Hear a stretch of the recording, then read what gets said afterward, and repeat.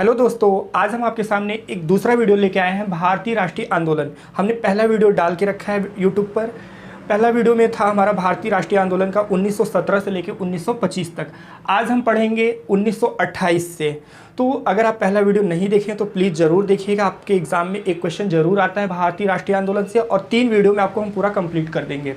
तो देखिए, आज है हमारा Hindustan socialist Republican association party का गठन। तो ये हमारा गठन कब होता है? 1928 में, और इसे हम शॉर्ट फॉर्म में कहते हैं HSRA। H से हमारा हिंदुस्तान सोशलिस्ट है, यस, रिपब्लिकन से R, एसोसिएशन से A। तो HRA का जो गठन होता है ये हमारा 1928 में होता है। इसके संस्थापक कौन थे? तो हमारे चंद्रशेखर आज़ाद जी थे। और इसका गठन कहाँ हुआ था? तो हमारा दिल्ली फिरोज शाह कोटला स्टेडियम में। अब देखिए, अगला है हमारा सैंडर्स की हत्या 1928 में। और किसने हत्या किया? तो Hindustan socialist Republican association party के जो मेंबर्स थे उन्होंने सैंडर्स की हत्या कर दी। क्यों हत्या किया? तो अब देखिए, हम थोड़ा सा आगे लेके चलेंगे। तो देखिए, यहाँ पे आया था हमारा साइमन कमीशन 1927 में। ये 28 से पहले की घटना है, आया नहीं था। साइमन कमीशन का गठन कब हुआ? हमारा गठन अगर पूछेगा तो 1927 में। ये एग्जाम में कई बार क्वेश्चन पूछा गया है कि साइमन कमीशन का गठन कब हुआ है, तो 1927 में। और देखिए, ये गठन जो हुआ था साइमन कमीशन का, ये जो है 2 साल पहले हो गया था। 2 साल पहले कैसे? 1919 में हमारा मॉन्टेग्यू चेम्सफोर्ड अधिनियम आया था, भारत शासन अधिनियम आया था। उन्होंने ये निर्धारित किया था कि अब जो है भारतीयों के लिए, यानी भारत में जो कानून बनेगा अब 10 साल बाद बनेगा। लेकिन होना क्या था कि ब्रिटेन में चुनाव होना था, और ब्रिटेन में चुनाव कब था? हमारा 1929 में था। तो अंग्रेज़ों के द्वारा जो है साइमन कमीशन हमारा 2 साल पहले आया। तो ये भी एग्जाम में क्वेश्चन पूछता है कि साइमन कमीशन का गठन जो है कितने साल पूर्व हुआ था? तो 2 साल पहले हुआ था। साइमन कमीशन का गठन कब हुआ? हमारा 1927 में हुआ। और भारत कब आया साइमन कमीशन? तो 1928 में आया। 1928 में कहाँ पे आता है भारत में? तो ये बम्बई में आता है। और बम्बई में जब ये साइमन कमीशन आता है तो इसमें 7 अंग्रेज़ी ही जो है उसके मेंबर रहते हैं। इसीलिए साइमन कमीशन का सबसे बड़ा विरोध जो है बम्बई में होता है। और विरोध करने वाले, सबसे जो है ज़्यादा विरोध करने वाले व्यक्ति कौन थे? तो वो हमारे लाला लाजपत राय थे। और उन्हीं लाला लाजपत राय का जो है सैंडर्स के द्वारा क्या करा दिया गया? हत्या करा दिया गया, क्योंकि वो सबसे ज़्यादा साइमन कमीशन का विरोध कर रहे थे। 1928 में सैंडर्स के द्वारा लाला लाजपत राय का जो है ट्रेन पे घसीट के उन्हें जो है मार दिया गया। तो इसीलिए HSRA के जो मेंबर्स थे वो बहुत आक्रोशित हो गए और मन बना लिए थे कि हम सैंडर्स को मारेंगे। तो यहाँ देखिए, भारत साइमन कमीशन आया, लाला लाजपत राय द्वारा विरोध हुआ, और जो है सैंडर्स ने उनकी हत्या करवा दिया। और उसी के बाद HSRA का वहाँ पे गठन होता है। उन्होंने किसकी हत्या करा दी? सैंडर्स की हत्या करा दी। ठीक है, तो इस तरीके से ये रहा। अब हमारा नेक्स्ट क्या है? सेंट्रल लेजिस्लेटिव असेंबली बम कांड। तो देखिए, HRA के जो व्यक्ति कुछ तो हमारे गिरफ्तार हो गए थे, जिन्हें जो है फांसी मिल गई थी काकोरी हत्याकांड में, लेकिन कुछ व्यक्ति अभी बचे थे। तो वो चाहते थे गिरफ्तारी, जिसमें हमारे भगत सिंह थे और बटुकेश्वर दत्त थे। तो ये क्या करते हैं? सेंट्रल लेजिस्लेटिव असेंबली बम कांड। तो यहाँ सेंट्रल लेजिस्लेटिव असेंबली में हमारा क्या होता है? विधानसभा में हमारा जो है पब्लिक सेफ्टी बिल पे जो है बहस हो रही थी। तो भगत सिंह बटुकेश्वर दत्त मन बना लिए थे कि अब जो है हम अंग्रेज़ों के सामने गिरफ्तार हो जाते हैं। तो उन पब्लिक सेफ्टी बिल के पास जो है उन लोगों को मारना उद्देश्य नहीं था। उनके अगल बगल उन्होंने क्या किया? बम गिराया, और जो है वहाँ के जो पुलिस प्रशासन थे भगत सिंह और बटुकेश्वर दत्त को गिरफ्तार कर लिए। ठीक, और गिरफ्तारी के बाद जो है भगत सिंह, सुखदेव और जो है हमारे राजगुरुदेव, इनको जो है 23 मार्च 1931 को फांसी की सज़ा दे दी गई इन 3 व्यक्ति को। ठीक है, अब जो है हमारा साइमन कमीशन गठन ये तो बता ही दिए हैं। भारत में जब साइमन कमीशन पहली बार कब आया? तो 1928 में। ये क्वेश्चन हमारा पिछले बार यूपी ट्रिपल एससी पेट में पूछा था कि भारत में साइमन कमीशन पहली बार कब आया था? तो 1928 में आया था। द्वितीय बार हमारा साइमन कमीशन कब आता है? तो द्वितीय बार हमारा जो है 1929 में आता है साइमन कमीशन। अगर दूसरी बार हमारा पूछेगा तो हमारा कब आता है साइमन कमीशन? 1929 में। और तीसरी बार हमारा साइमन कमीशन 1930 में आता है। और जो है ये 1930 में आकर क्या करता है? भारतीयों के लिए कानून बना के चला जाता है। उसमें उस साइमन कमीशन में सभी अंग्रेजी रहते हैं, और वो जो है भारतीयों के प्रति कड़ा कानून और जो है टैक्स से रिलेटेड सारी बातें रख के चले जाते हैं।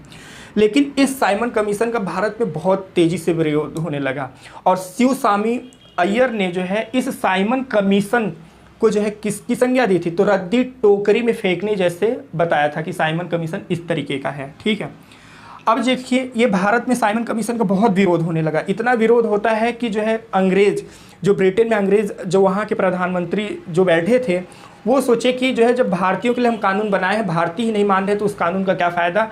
हम ऐसा करते हैं, इन भारतीयों को ब्रिटेन बुलाते हैं, इनकी समस्या सुनते हैं। तो हमारा क्या होता है कि एक गोलमेज सम्मेलन बुलाया जाता है। तो प्रथम गोलमेज सम्मेलन हमारा कब बुलाया गया, 1930 में। साइमन कमीशन लागू होने के जस्ट बाद हमारा प्रथम गोलमेज सम्मेलन बुलाया गया। तो प्रथम गोलमेज सम्मेलन बुलाया गया जिसमें 89 भारतीय कहाँ जाते हैं, लंदन जाते हैं। ये प्रथम गोलमेज सम्मेलन कहाँ होता है, हमारा लंदन में होता है।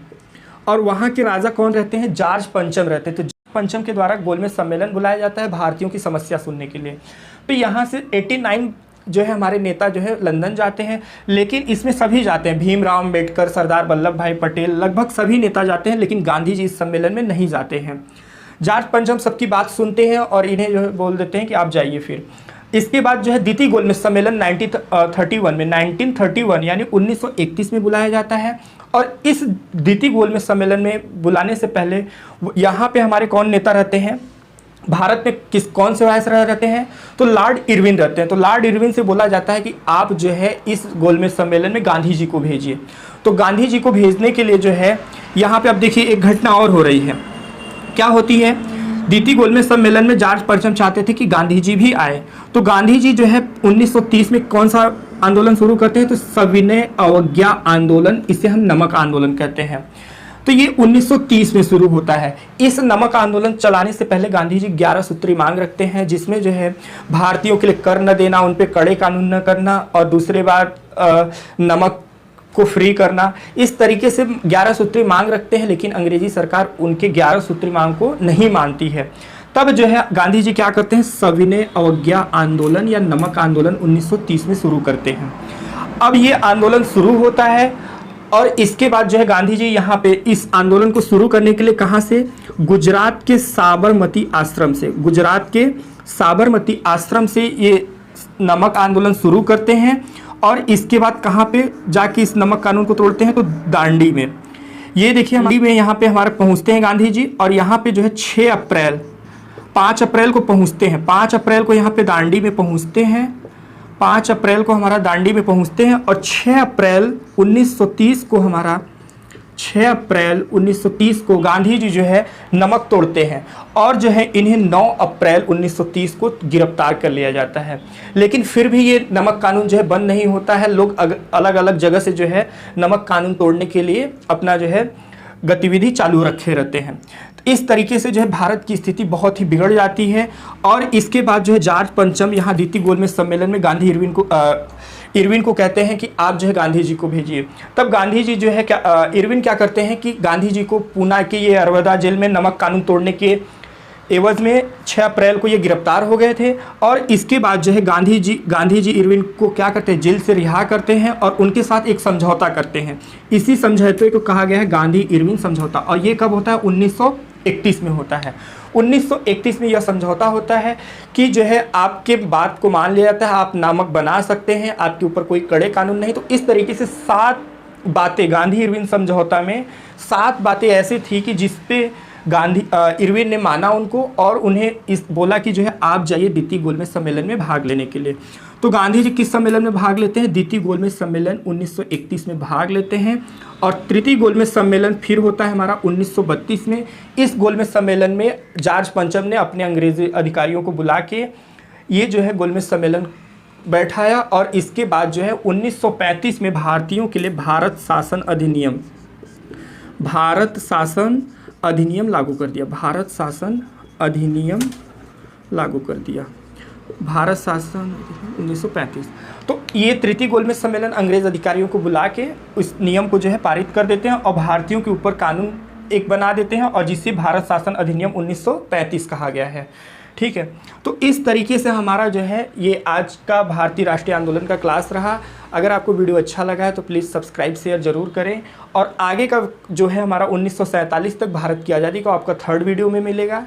ठीक है, अगर आप इस तरीके के और भी अच्छे टॉपिक्स चाहते हैं तो प्लीज़ कमेंट बॉक्स में लिखिए। Thank you so much for